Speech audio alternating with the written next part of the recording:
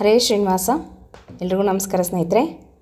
ಇವತ್ತಿನ ವಿಡಿಯೋದಲ್ಲಿ ಅಧಿಕ ಮಾಸದ ಬಗ್ಗೆ ತಿಳಿಸ್ತಾ ಇದ್ದೀನಿ. ತುಂಬ ಕಮೆಂಟ್ಸ್ ಬರ್ತಾ ಇದೆ, ಅಧಿಕ ಮಾಸದ ವೀಡಿಯೋಸ್ನ ಪ್ರಾರಂಭ ಮಾಡಿರಿ, ನಿಮ್ಮ ವೀಡಿಯೋಸ್ಗಾಗಿ ಕಾಯ್ತಾ ಇದ್ದೀವಿ ಅಂತ ಹೇಳ್ತಾ ಇದ್ದೀರಾ. ನಾನು ಸಹ ಶುರು ಮಾಡಬೇಕು ಅಂತಲೇ ಇದ್ದೀನಿ ಸ್ನೇಹಿತರೆ, ತಯಾರಿ ಮಾಡ್ಕೊತಾ ಇದ್ದೀನಿ ನಿಮಗೆಲ್ಲ ನೀಟಾಗಿ ತಿಳಿಸ್ಕೊಡೋಣ ಅಂತ ಹೇಳಿಬಿಟ್ಟು. ಯಾಕಂದರೆ 3 ವರ್ಷಕ್ಕೆ ಒಮ್ಮೆ ಬರುವಂತಹ ಅಧಿಕ ಮಾಸ, 33 ತಿಂಗಳಿಗೊಮ್ಮೆ ಬರುವಂತಹ ಅಧಿಕ ಮಾಸಕ್ಕಾಗಿ ಎಲ್ಲರೂ ಕಾಯ್ತಾ ಇರ್ತೀರಾ. ಈ ಒಂದು ಪುಣ್ಯಕರವಾದಂತಹ ಮಾಸವನ್ನು ಎಲ್ಲರೂ ಉಪಯೋಗ ಮಾಡ್ಕೋಬೇಕು, ಎಲ್ಲರೂ ಪಾಪಗಳನ್ನು ಕಳ್ಕೋಬೇಕು, ಎಲ್ಲರೂ ಪುಣ್ಯ ಸಂಪಾದನೆ ಮಾಡ್ಕೋಬೇಕು. ಹಾಗಾಗಿ ನಾವು ಸಹ ಸರಿಯಾದ ಕ್ರಮದಲ್ಲಿ ತಿಳಿಸ್ಕೊಟ್ರೆ ನೀವು ಅದನ್ನು ಹಾಗೆ ಮಾಡಿಕೊಂಡು ಪುಣ್ಯ ಸಂಪಾದನೆಯನ್ನು ಮಾಡಿಕೊಳ್ಳ್ರಿ. ಮತ್ತು ಅಧಿಕ ಮಾಸದ ವೀಡಿಯೋಸ್ ಹಾಕಬೇಕು ಅಂದರೆ ತುಂಬ ವಿಷಯಗಳಿದೆ, ತುಂಬ ಹೇಳೋದಿದೆ, ತಿಳಿಸೋದಿದೆ, ತೋರಿಸ್ಕೊಡೋದಿದೆ. ಹಾಗಾಗಿ ಇನ್ನೂ ತುಂಬ ಸಮಯ ಇದೆ, ಆದರೂ ಸಹ ಬೇಗ ಹೇಳ್ರಿ ಅಂತ ಕೇಳ್ತಾ ಇದ್ದೀರಾ. ಒಂದೊಂದಾಗೆ ಪ್ರಾರಂಭ ಮಾಡೋಣ. ಅಧಿಕ ಮಾಸ ಯಾವಾಗ ಶುರುವಾಗುತ್ತೆ ಅಂತಂದರೆ, ಮೊದಲನೇದಾಗಿ ನಾವು ಡೇಟನ್ನು ತಿಳ್ಕೊಂಡ್ಬಿಡೋಣ. ಮೇ ತಿಂಗಳಲ್ಲಿ 17ನೇ ತಾರೀಕಿಂದ ಅವತ್ತು ಭಾನುವಾರ ಆಗುತ್ತೆ, ಅಧಿಕ ಮಾಸ ಪ್ರಾರಂಭ ಆಗುತ್ತೆ. ಮೇ 17ನೇ ತಾರೀಕು ಭಾನುವಾರ 2026 ಅಧಿಕ ಮಾಸ ಪ್ರಾರಂಭ ಆಗುತ್ತೆ. ಅಧಿಕ ಜ್ಯೇಷ್ಠ ಮಾಸ ಬಂದಿದೆ ಈ ಬಾರಿ. ಹೋದ ಸಲ 3 ವರ್ಷದ ಕೆಳಗೆ ಶ್ರಾವಣ ಮಾಸದಲ್ಲಿ ಬಂದಿತ್ತು ಅಲ್ವಾ, ಅಧಿಕ ಶ್ರಾವಣ ಬಂದಿತ್ತು. ಆಗ ವಿಶೇಷವಾಗಿ ಚಾತುರ್ಮಾಸ್ಯನೂ ನಡೀತಾ ಇತ್ತು. ಈ ಬಾರಿ ಅಧಿಕ ಜ್ಯೇಷ್ಠದಲ್ಲಿ ಬಂದಿದೆ, ಜ್ಯೇಷ್ಠ ಮಾಸದಲ್ಲಿ ಅಧಿಕ ಮಾಸ ಬಂದಿದೆ. 1 ತಿಂಗಳು ಎಕ್ಸ್ಟ್ರಾ ಜ್ಯೇಷ್ಠ ಮಾಸವನ್ನು ನಾವು ನೋಡ್ತೀವಿ. ಒಂದು ಅಧಿಕ ಜ್ಯೇಷ್ಠ, ಇನ್ನೊಂದು ನಿಜ ಜ್ಯೇಷ್ಠ ಅಂತ ಹೇಳಿಬಿಟ್ಟು 2 ಜ್ಯೇಷ್ಠ ಮಾಸಗಳನ್ನು ಈ ಬಾರಿ ನೋಡ್ತೀವಿ. ಹಾಗಾಗಿ ಮೇ 17ನೇ ತಾರೀಕು ಭಾನುವಾರದಿಂದ ಅಧಿಕ ಮಾಸ ಪ್ರಾರಂಭ ಆಗುತ್ತೆ. ಜೂನ್ 15ನೇ ತಾರೀಕು ಸೋಮವಾರದವರೆಗೆ ಇರುತ್ತೆ. ಹಾಗಾಗಿ ಪೂರ್ತಿ 1 ತಿಂಗಳು ಅಂತ ಅಲ್ಲ, 17ರಿಂದ 15ನೇ ತಾರೀಕು ತನಕ ಇರುತ್ತೆ. ಅಷ್ಟರೊಳಗೆ ನೀವು ಅಧಿಕ ಮಾಸದ ಮತ್ತು ದಾನಗಳನ್ನು ಯಾವಾಗ ಕೊಡಬೇಕು, ಏನೇನು ದಾನ ಕೊಡಬೇಕು ಅದನ್ನೆಲ್ಲ ನಿಮಗೆ ತಿಳಿಸ್ಕೊಡ್ತೀನಂತೆ. ಮೊದಲಿಗೆ ಅಧಿಕ ಮಾಸದ ಬಗ್ಗೆ ತಿಳ್ಕೊಂಬರೋಣ. ದಿನಾಂಕವನ್ನು ಹೇಳಿದೆ ನಿಮಗೆ, ಅಧಿಕ ಜ್ಯೇಷ್ಠ ಮಾಸದಲ್ಲಿ ಬಂದಿದೆ ಅಂತ ಹೇಳಿ. 3 ವರ್ಷಕ್ಕೆ ಒಮ್ಮೆ ಬರುವಂತಹ ಅಧಿಕ ಮಾಸ, ಹೆಚ್ಚುವರಿ ತಿಂಗಳು ಅಂತ ಹೇಳ್ತೀವಿ. 33 ತಿಂಗಳಿಗೆ ಒಮ್ಮೆ ಈ ಮಾಸ ಬರುತ್ತೆ. ಇನ್ನು ಈ ತಿಂಗಳಲ್ಲಿ ಮುಖ್ಯವಾಗಿ ಮದುವೆ ಶುಭ ಕಾರ್ಯಗಳನ್ನು ಮಾಡಬಾರ್ದು. ನಿಶ್ಚಿತಾರ್ಥಗಳು, ಗೃಹ ಪ್ರವೇಶಗಳು, ಹೊಸ ವ್ಯಾಪಾರ, ಆಸ್ತಿ ಖರೀದಿ ಮುಂತಾದ ಯಾವುದೇ ಶುಭ ಕಾರ್ಯಗಳನ್ನು ಈ ಒಂದು ಮಾಸದಲ್ಲಿ ಮಾಡಬಾರ್ದು ಅಂತ ಶಾಸ್ತ್ರ ಹೇಳುತ್ತೆ. ಮತ್ತು ಈ ಮಾಸಕ್ಕೆ ಮಾಸ ನಿಯಾಮಕನಾದಂಥ ಆನಂದ ಪುರುಷೋತ್ತಮ, ಶ್ರೀ ಆನಂದ ಪುರುಷೋತ್ತಮನ ಸೇವೆಯನ್ನು ಮಾಡಬೇಕು, ದಾನಗಳನ್ನು ಮಾಡಬೇಕು. ವಿಶೇಷ ಫಲವನ್ನು ನಾವು ಪಡಿತೀವಿ. ಅವನ ಪ್ರೀತ್ಯರ್ಥವಾಗಿ ದಾನಗಳನ್ನು ಮಾಡಬೇಕು, ಪೂಜೆಗಳನ್ನು ಮಾಡಬೇಕು, ನಿರಂತರವಾಗಿ ಭಗವಂತನ ಆರಾಧನೆಯನ್ನು ಮಾಡಬೇಕು. ಅಧಿಕಸ್ಯ ಅಧಿಕ ಫಲಂ ಅಂತ ಹೇಳ್ತೀವಿ. ಅಂದರೆ ಹೆಚ್ಚು ಹೆಚ್ಚು ಫಲವನ್ನು ಪಡೀಲಿಕ್ಕಾಗಿ ಈ ಒಂದು ಮಾಸ ನಮಗೆ ತುಂಬ ಉಪಯೋಗ. ಹಾಗಾಗಿ ಎಲ್ಲರೂ ಈ ಮಾಸವನ್ನು ಉಪಯೋಗ ಮಾಡ್ಕೋಬೇಕು, ಅಧಿಕ ಫಲವನ್ನು ಪಡೀಬೇಕು. ಯಾಕೆ ಈ ಮಾಸವನ್ನು ಅಧಿಕ ಮಾಸ ಅಂತ ಕರೀತಾರೆ?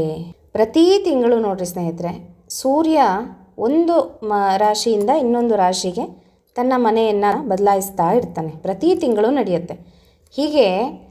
ಸೂರ್ಯ ಒಂದು ಮನೆಯಿಂದ ಇನ್ನೊಂದು ಮನೆಯನ್ನು ಬದಲಾಯಿಸಿ ಬೇರೆ ರಾಶಿಗೆ ಪ್ರವೇಶವನ್ನು ಮಾಡ್ತಾ ಇರ್ತಾನಲ್ಲ, ಈ ಕಾಲವನ್ನು ಸಂಕ್ರಾಂತಿ ಅಂತ ನಾವು ಕರಿತೀವಿ ಅಲ್ವಾ. ಯಾವ ಮಾಸದಲ್ಲಿ ಈ ಸಂಕ್ರಾಂತಿ ಇರುವುದಿಲ್ಲವೋ, ಸೂರ್ಯ ಬೇರೆ ರಾಶಿಗೆ ಹೋಗೋದಿಲ್ವೋ, ಅಂತಹ ಮಾಸವನ್ನು ಅಧಿಕ ಮಾಸ ಅಂತ ಕರೀಲಾಗುತ್ತೆ. ಇದಕ್ಕೆ ಒಂದು ಕಥೆನೇ ಇದೆ. ಯಾಕೆ ಅಧಿಕ ಮಾಸ ಪ್ರಾರಂಭ ಆಯಿತು, ಯಾಕೆ ಇದನ್ನು ಆಚರಣೆಯನ್ನು ಮಾಡಲಿಕ್ಕೆ ಪ್ರಾರಂಭ ಮಾಡಿದರು, ಹೇಗೆ ಅಂತ ಎಲ್ಲ ಒಂದು ಕಥೆ ಇದೆ. ಅಧಿಕ ಮಾಸದ ಕಥೆ, ಪುರಾಣ. ಅದನ್ನು ನಿಮಗೆ ಅಧಿಕ ಮಾಸದಲ್ಲಿ ಪ್ರತಿನಿತ್ಯ ನಾನು ಹೇಳ್ತಾ ಹೋಗ್ತೀನಿ. ಈಗ ಕೆಲವೊಂದು ಮಾಘ ಪುರಾಣ ಇದನ್ನೆಲ್ಲ ನೀವು ಕೇಳ್ತೀರಲ್ವ, ಹಾಗೆಯೇ ಅಧಿಕ ಮಾಸದ ಒಂದು ಪುರಾಣ ಇದೆ, ಅದನ್ನು ನಿಮಗೆ ತಿಳಿಸ್ಕೊಡ್ತೀನಂತೆ. ಅದರಲ್ಲಿ ನಿಮಗೆ ಗೊತ್ತಾಗುತ್ತೆ ಹೇಗೆ ಇದು ಅಧಿಕ ಮಾಸ ಬಂದಿದೆ ಏನು ಅಂತ ಹೇಳಿ. ಹೀಗೆ ಸೂರ್ಯ ಒಂದು ಮನೆಯಿಂದ ಇನ್ನೊಂದು ಮನೆಗೆ, ಇನ್ನೊಂದು ರಾಶಿಗೆ ಬದಲಾವಣೆಯನ್ನು ಮಾಡುವಾಗ ಸಂಕ್ರಾಂತಿಯನ್ನು ಆಚರಣೆ ಮಾಡ್ತೀವಿ. ಆದರೆ ಅಧಿಕ ಮಾಸದಲ್ಲಿ ಈ ಸಂಕ್ರಾಂತಿ ಬರೋದಿಲ್ಲ ಆ ತಿಂಗಳಲ್ಲಿ. ಹಾಗಾಗಿ ಅದನ್ನು ಆ ಮಾಸವನ್ನು ನಾವು ಅಧಿಕ ಮಾಸ ಅಂತ ಕರಿತೀವಿ. ಇದನ್ನು ಮಲಮಾಸ ಅಂತಲೂ ಕರೀತಾರೆ. ಮಲಮಾಸ ಅಂತ ಯಾಕೆ ಕರೀತಾರೆ ಅಂತಂದರೆ, ಮಲ ಅಂತಂದರೆ ಪಾಪಗಳು ಅಂತ ಅರ್ಥ. ನಾವು ಮಾಡಿದಂಥ ಪಾಪಗಳನ್ನು ನಾಶ ಮಾಡುವಂಥ ಮಾಸ, ಹಾಗಾಗಿ ಇದನ್ನು ಮಲಮಾಸ ಅಂತ ಕರೀತಾರೆ. ಈ ತಿಂಗಳಲ್ಲಿ ನಾವು ಮಾಡುವಂಥ ಸ್ನಾನ, ದಾನ, ಜಪ ಮತ್ತು ರಂಗೋಲಿ ಹಾಕೋದು ಇದೆಲ್ಲದಕ್ಕೂ ಅಧಿಕ ಫಲವನ್ನು ಕೊಟ್ಟು ಭಗವಂತ ನಮ್ಮನ್ನು ಪಾಪಗಳಿಂದ ದೂರ ಮಾಡಿ ನಮಗೆ ಸುಖವನ್ನು ಕೊಡ್ತಾನೆ, ಸಂತೋಷವನ್ನು ಕೊಡ್ತಾನೆ, ಆನಂದವನ್ನು ಉಂಟು ಮಾಡ್ತಾನೆ. ಹಾಗಾಗಿ ಆನಂದ ಪುರುಷೋತ್ತಮ ಅಂತ ಈ ಮಾಸಕ್ಕೆ ಅಭಿಮಾನಿ ದೇವತೆ. ಪುರುಷೋತ್ತಮನ ಪ್ರೀತ್ಯರ್ಥವಾಗಿ ನಾವು ದಾನ ಧರ್ಮಗಳನ್ನು, ಪೂಜೆ ಪುನಸ್ಕಾರಗಳನ್ನು ಮಾಡ್ಕೋಬೇಕು. ಇನ್ನು ಪುರುಷೋತ್ತಮನ ಸ್ತೋತ್ರವನ್ನು ಪ್ರತಿನಿತ್ಯವಾಗಿ ಹೇಳಬೇಕು, ಅದನ್ನು ನಿಮಗೆ ತಿಳಿಸ್ಕೊಡ್ತೀನಿ. 33 ಅಪೂಪದಾನ ಈ ಒಂದು ಅಧಿಕ ಮಾಸದಲ್ಲಿ ತುಂಬ ಶ್ರೇಷ್ಠವಾದದ್ದು. ಮುಖ್ಯವಾಗಿ ಎಲ್ಲರೂ ಮಾಡ್ತಕ್ಕಂಥದ್ದು ಅಪೂಪದಾನ ಅಂದರೆ ಅತ್ತಿರಸದ ದಾನ. ಇದನ್ನು 33 ಸಂಖ್ಯೆಯಲ್ಲಿ ಮಾಡಬೇಕು. 33 ಸಂಖ್ಯೆಯಲ್ಲಿ ಯಾಕೆ ದಾನಗಳನ್ನು ಮಾಡಬೇಕು ಅಂತ ನಿಮಗೆ ತಿಳಿಸ್ಕೊಡ್ತೀನಂತೆ. 33 ಸಂಖ್ಯೆಯಲ್ಲಿ ದಾನಗಳನ್ನು ಮಾಡಬೇಕು, ನಿತ್ಯ ದಾನಗಳನ್ನು ಮಾಡೋದು. ಮತ್ತು ಅಪೂಪದಾನ ವಿಶೇಷವಾದದ್ದು, 33 ದಂಪತಿಗಳ ಭೋಜನ ಮಾಡಿಸೋದು, ಹೀಗೆ ತುಂಬ ಇದೆ ಸ್ನೇಹಿತರೆ. ತುಂಬ ದೊಡ್ಡ ಲೀಸ್ಟ್ ಇದೆ, ಅದನ್ನು ನಿಮಗೆಲ್ಲನೂ ತಿಳಿಸ್ಕೊಡ್ತೀನಂತೆ. ಒಂದಾದಮೇಲೆ ಒಂದು ವೀಡಿಯೋಸ್ನ ಹಾಕ್ತೀನಿ, ನೋಡ್ತಾ ಹೋಗ್ರಿ, ಸೇವ್ ಮಾಡ್ಕೊಳ್ರಿ.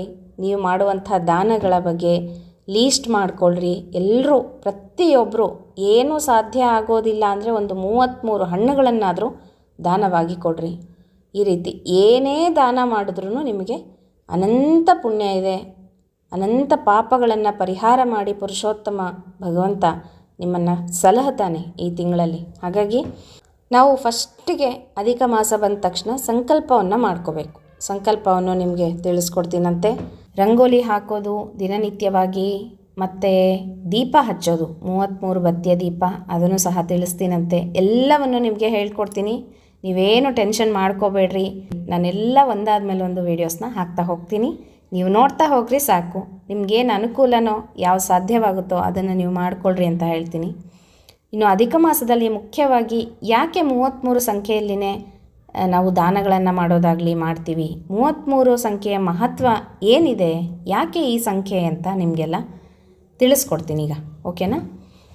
33 ಯಾಕೆ ಅಂದರೆ ಅಷ್ಟವಸುಗಳು, ಏಕಾದಶ ರುದ್ರರು, 12 ಆದಿತ್ಯರು, ಸ್ವಸ್ತಿ ಪ್ರಜಾಪತಿಗಳು ಇಬ್ಬರು, ಒಟ್ಟು ಎಷ್ಟಾಯಿತು 33 ದೇವತೆಗಳು ಅಂತ ಹೇಳ್ತೀವಿ. ಅಷ್ಟವಸುಗಳು 8 ಜನ ವಸುಗಳು.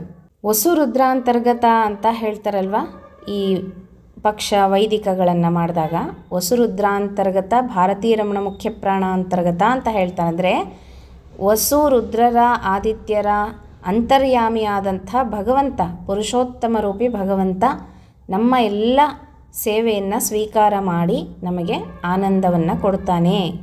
ಹಾಗಾಗಿ ಅಷ್ಟವಸುಗಳು ಅಂದರೆ 8 ಜನ ದೇವತೆಗಳು, ಏಕಾದಶ ರುದ್ರರು 11 ರುದ್ರರು, ಮತ್ತು 12 ಆದಿತ್ಯರು 12 ಆದಿತ್ಯರು, ಸ್ವಸ್ತಿ ಪ್ರಜಾಪತಿಗಳು ಅಥವಾ ಅಶ್ವಿನಿ ದೇವತೆಗಳು ಅಂತಲೂ ಸಹ ಹೇಳ್ತಾರೆ, ಇಬ್ಬರು, ಎಲ್ಲ ಸೇರಿಬಿಟ್ಟು 33 ದೇವತೆಗಳು. ಯಾರು ಈ 33 ದೇವತೆಗಳು ಅಂತಂದರೆ ಅದಿತಿ ಕಶ್ಯಪರ ಮಕ್ಕಳುಗಳು ಇವರು. ಅದಿತಿ ಕಶ್ಯಪರಿಗೆ ಹುಟ್ಟಿದಂಥ ಮಕ್ಕಳು ದೇವತೆಗಳು ಇವರೆಲ್ಲರೂ. ಅಷ್ಟವಸುಗಳು, ಏಕಾದಶ ರುದ್ರರು, 12 ಆದಿತ್ಯರು, ಅಶ್ವಿನಿ ದೇವತೆಗಳು ಇಬ್ಬರು, ಅಥವಾ ಸ್ವಸ್ತಿ ಪ್ರಜಾಪತಿಗಳು ಅಂತಲೂ ಸಹ ಕರೀತಾರೆ. ತ್ರಯತ್ರಿಂಶ ದೇವತಾ ಅಂತರ್ಯಾಮಿಯಾದಂಥ, ತ್ರಯತ್ರಿಂಶ ಅಂತಂದರೆ 33 ಅಂತ, ತ್ರಯತ್ರಿಂಶ ದೇವತಾ ಅಂತರ್ಯಾಮಿಯಾದಂಥ ಶ್ರೀ ಆನಂದ ಪುರುಷೋತ್ತಮ ಅಧಿಕ ಫಲಪ್ರಾಪ್ತಿ ಮಲಮಾಸದಾನಂ ಕರಿಷ್ಯೆ ಅಂತ ಹೇಳಿ ನಾವು ದಾನಗಳನ್ನು ಕೊಡ್ತೀವಿ. ಹಾಗಾಗಿ ಈ ಒಂದು 33 ದೇವತೆಗಳ ಅಂತರ್ಯಾಮಿಯಾದಂಥ ಆನಂದ ಪುರುಷೋತ್ತಮನ ಪ್ರೀತಿಗಾಗಿ ಈ ಒಂದು ದಾನ ಧರ್ಮಗಳು, ಪೂಜೆ ಪುನಸ್ಕಾರಗಳನ್ನು ನಾವು ಅಧಿಕ ಮಾಸದಲ್ಲಿ ಮಾಡ್ತೀವಿ. ಹೀಗೆ ಇದು 33 ಸಂಖ್ಯೆಯ ಮಹತ್ವ. ಹಾಗಾಗಿ ಅಧಿಕ ಮಾಸದಲ್ಲಿ ನಾವು ಅಧಿಕ ದಾನಗಳನ್ನು ಕೊಡಬೇಕು, ಅಧಿಕ ಫಲಗಳನ್ನು ಪಡಿಬೇಕು ಅಂತ ಒಂದು ಹಾಡಿದೆ. ಅಧಿಕ ಮಾಸವನ್ನು ಭಕ್ತಿ ಶ್ರದ್ಧೆಗಳಿಂದ ನಿಮ್ಮ ಕೈಲಾದಷ್ಟು ಇದನ್ನೇ ಮಾಡಿರಿ ಅದನ್ನೇ ಮಾಡಿರಿ ಅಂತ ನಾನು ಹೇಳಲಿಕ್ಕೆ ಹೋಗೋದಿಲ್ಲ. ನಿಮ್ಮ ಶಕ್ತಿ ನೋಡ್ಕೊಳ್ರಿ. ನಿಮಗೇನು ಸಾಧ್ಯ ಆಗುತ್ತೋ ಅದನ್ನು ನೀವು ದಾನಗಳನ್ನು ಮಾಡಿಕೊಳ್ರಿ, ಪೂಜೆಗಳನ್ನು ಮಾಡಿರಿ, ದೀಪಗಳನ್ನು ಹಚ್ಚಿಡ್ರಿ. ಒಂದೊಂದು ದಾನಕ್ಕೂ ಒಂದೊಂದು ಪೂಜೆಗೂ ಅಷ್ಟು ಮಹತ್ವ ಇದೆ ಅಂತಂದರೆ ಅನಂತ ಪಟ್ಟು ಪುಣ್ಯ ನಿಮಗೆ ಸಿಗುತ್ತೆ. ಹಾಗಾಗಿ ಇಂಥ ಒಂದು ವಿಶೇಷವಾದಂಥ ಮಾಸ ಅಧಿಕ ಮಾಸ, ಇದನ್ನು ಯಾರೂ ಮಿಸ್ ಮಾಡ್ಕೋಬೇಡ್ರಿ. ಎಲ್ಲರೂ ಆಚರಣೆಯನ್ನು ಮಾಡಿರಿ. ನಿಮಗೆ ಸಾಧ್ಯವಾದದ್ದನ್ನು ಮಾಡಿ ಅನಂತ ಪಟ್ಟು ಫಲವನ್ನು ಪಡೀರಿ ಅಂತ ಹೇಳ್ತಾ, ಏನೇ ಡೌಟ್ಸ್ ಇದ್ದರೂ ನನಗೆ ಕಮೆಂಟ್ಸಲ್ಲಿ ತಿಳಿಸ್ರಿ, ನಾನು ಅದಕ್ಕೆ ರಿಪ್ಲೈ ಮಾಡ್ತೀನಂತೆ. ಈ 1 ತಿಂಗಳು ನಾನು ನಿಮ್ಮ ಸೇವೆಯಲ್ಲಿ ಇರ್ತೀನಿ ಅಂತ ಹೇಳ್ತಾ ಮುಂದಿನ ವಿಡಿಯೋ ಒಟ್ಟಿಗೆ ಸಿಗ್ತೀನಂತೆ. ಮುಂದಿನ ವಿಡಿಯೋದಲ್ಲಿ ಒಂದೊಂದಾಗಿ ತಿಳಿಸ್ತಾ ಹೋಗ್ತೀನಿ. ಬತ್ತಿ ಹೇಗೆ ಮಾಡ್ಕೋಬೇಕು, ಹೇಗೆ ದೀಪಗಳನ್ನು ಹಚ್ಚಬೇಕು, ರಂಗೋಲಿ ಯಾವ್ದು ಹಾಕಬೇಕು, ಯಾವ್ಯಾವ ರಂಗೋಲಿಗಳನ್ನು ಹಾಕಬೇಕು ಎಲ್ಲವನ್ನು ತಿಳಿಸ್ಕೊಡ್ತೀನಂತೆ. ಹೀಗೆ ನನಗೆ ಸಪೋರ್ಟ್ ಮಾಡ್ಕೊಳ್ತಾ ಇರ್ರಿ, ನಾನು ನಿಮಗೆ ವೀಡಿಯೋಸ್ನ ಕಳಿಸ್ತಾ ಇರ್ತೀನಿ ಅಂತ ಹೇಳ್ತಾ ಮತ್ತೆ ಸಿಗ್ತೀನಿ ಸ್ನೇಹಿತರೆ. ಹರೇ ಶ್ರೀನಿವಾಸ.